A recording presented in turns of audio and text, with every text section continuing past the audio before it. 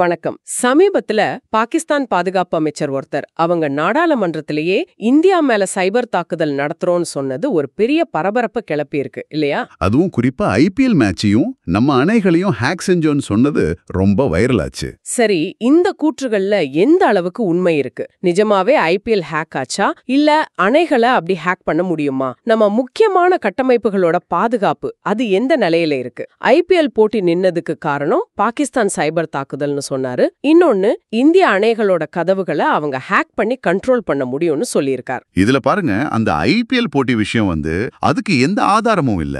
அப்படியா?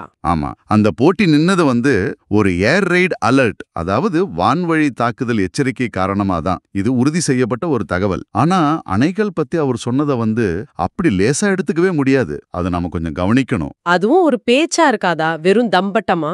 இல்ல, ஏன்னா ஒரு நாட்டோட அணை மாதிரி ஒரு முக்கியமான உள்கட்டமைப்பு மேல சைபர் தாக்குதல் நடத்துறதுங்கிறது அது ஒரு போர் செயல் மாதிரி கூட கருதப்படலாம்னு ஐக்கிய நாடு சபை விவாதங்கள்லயே சொல்லியிருக்காங்க. நாட்டோ நாடுகள்லாம் இதை ரொம்ப வெளிப்படையாவே சொல்றாங்க. இப்போ பாகிஸ்தான் அமைச்சரே அவங்க நாட்டு நாடாளுமன்றத்துல இதை ஒப்புக்கொள்ற மாதிரி பேசியிருக்கார். இது சாதாரண விஷயம் இல்ல. அப்போ இது சீரியஸான விஷயம்தான். டெக்னிக்கலா இது சாத்தியமா? ஒரு அணையோட சிஸ்டமை ஹேக் பண்ணி அதோட கதவுகளை திறக்கவோ மூடவோ முடியுமா? நிச்சயமா அந்த சாத்தியக்கூறு இருக்கு. இது வெறும் தியரி இல்ல. பாருங்க, 2015ல ஈரான் ஹேக்கர்கள் என்ன பண்ணாங்கன்னா, அமெரிக்காவுல நியூயார்க்ல இருக்கிற போமன் அவென்யூ அப்படிங்கிற ஒரு அணையோட கம்ப்யூட்டர் சிஸ்டத்துக்குள்ள நுழைஞ்சிட்டாங்க. நல்ல வேளை அவங்களால அந்த அணையின் செயல்பாட்டை கட்டுப்படுத்த முடியல. ஆனா சிஸ்டம்குள்ளேயே அவங்களால போக முடிஞ்சது பாருங்க. அதுவே ஒரு பெரிய எச்சரிக்கை மணிதான். அமெரிக்காவில இப்படி நடந்திருக்குன்னா அப்போ இந்தியாவோட நிலைமை என்ன?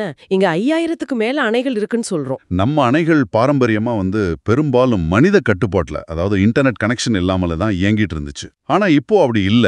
நம்ம ஜல்சக்தி அமைச்சகம் நீர் மேலாண்மைக்கு ஏஐ, அதாவது செயற்கை நுண்ணறிவு, அப்புறம் ஐஓடி, இன்டர்நெட் ஆஃப் திங்ஸ் இதெல்லாம் பயன்படுத்துறாங்க. இதனால ரொம்ப துல்லியமா நிகழ்நேரத்துல தண்ணீரை திறந்து விட முடியுது. விவசாயத்துக்கு மற்ற தேவைகளுக்கு சரியா பயன்படுத்த முடியுது. இது ஒரு நல்ல விஷயம்தான். இது அந்த அமெரிக்கா அணைக்கு நடந்த மாதிரி சைபர் தாக்குதல் ஆபத்தையும் கூட்டுது இல்லையா? நீங்க எல்லாத்தையும் இன்டர்நெட்ல கனெக்ட் பண்ணும்போது ஒரு டிஜிட்டல் கதவை திறந்து விடுற மாதிரி தான். இந்த தொழில்நுட்ப ஆபத்து ஒரு பக்கம். ஆனா பாகிஸ்தான் அமைச்சர் இப்படி வெளிப்படையா பேச வேற என்ன காரணம் இருக்கலாம்? ஏதாவது உள்நோக்கம் இருக்குமா? இருக்கலாம், கண்டிப்பா இருக்கலாம். பாகிஸ்தான்ல இப்போ பயங்கரமான தண்ணீர் பற்றாக்குறை இருக்கு. அந்த பிரச்சனையில இருந்து மக்களோட கவனத்தை திசை திருப்பவோ இல்ல இந்தியாவுக்கு எதிரா எங்களாலையும் இதெல்லாம் செய்ய முடியும்னு ஒரு காட்டிக்கிறதுக்காகவோ அவர் இப்படி பேசியிருக்கலாம். ஆனா ஒரு விஷயம் புரிஞ்சுக்கணும். அணைகளை ஹேக் பண்றதால மட்டும் பாகிஸ்தானோட தண்ணீர் பிரச்சனை மொத்தமா தீர்ந்துராது. உண்மையான பிரச்சனை வேற இருக்கு. இந்தியா நீண்ட காலமா சிந்து நதி நீர் ஒப்பந்தத்தை மறுபரிசீலனை செய்யணும்னு நினைக்குது. சின்ன மாதிரி நதிகள்ல நமக்கு கிடைக்க வேண்டிய நீரை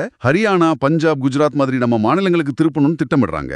இது நம்ம தேவை. இதை அவங்க ஹேக்கிங் மூலமாலாம் தடுத்து நிறுத்த முடியாது. புரியுது. அப்போ இந்த சைபர் தாக்குதல் மிரட்டல்ங்கிறது அணைகளோட மட்டும் இருக்குமா இல்ல இன்னும் பரவலா? இல்ல, இது ரொம்ப தீவிரமான விஷயம். அணைகள் மட்டும் இல்ல, நம்ம பவர் கிரிட், அதாவது மின் கட்டமைப்பு, எரிவாயு குழாய்கள், ஏன் போக்குவரத்து சிக்னல் சிஸ்டம் வரைக்கும் இன்டர்நெட்டோக இணைக்கப்பட்ட எந்த ஒரு முக்கியமான உள்கட்டமைப்புமே ஆபத்துல இருக்கு. ரஷ்யா உக்ரைன் போர்ல பாத்தீங்கன்னா, ரஷ்யா பல தடவை உக்ரைனோட மின் கட்டமைப்பை சைபர் தாக்குதல் மூலமா முடக்கிருக்காங்க. நம்ம மும்பைல கூட சில வருஷம் முன்னாடியே ஒரு பெரிய மின்வெட்டு வந்துச்சு இல்லையா?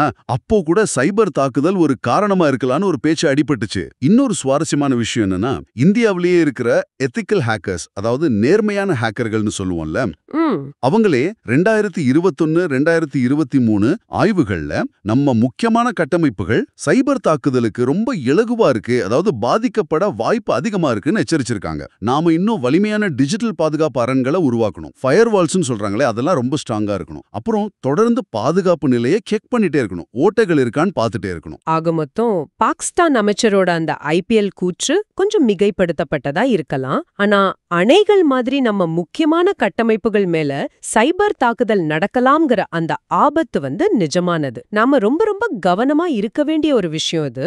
இது உங்களுக்கும் ஒரு சிந்தனைய தூண்டியிருக்கோன்னு நினைக்கிறேன். நம்ம அத்தியாவசிய தேவைகள், தண்ணீர், மின்சாரம், இது எல்லாமே இப்படி நாளுக்கு நாள் தொழில்நுட்பத்தோட பின்னி பிழைஞ்சு போயிட்டு இருக்கு. இந்த மாதிரி சூழல்ல இந்த கண்ணுக்கு தெரியாத டிஜிட்டல் அச்சுறுத்தல்கள் கிட்ட இருந்து தனிநபரா நாமளும் சரி, ஒரு தேசமாவும் சரி, நம்மள பாதுகாத்துக்க இன்னும் என்னென்ன செய்யணும்? இத பத்தி நீங்க யோசிச்சு பாருங்க.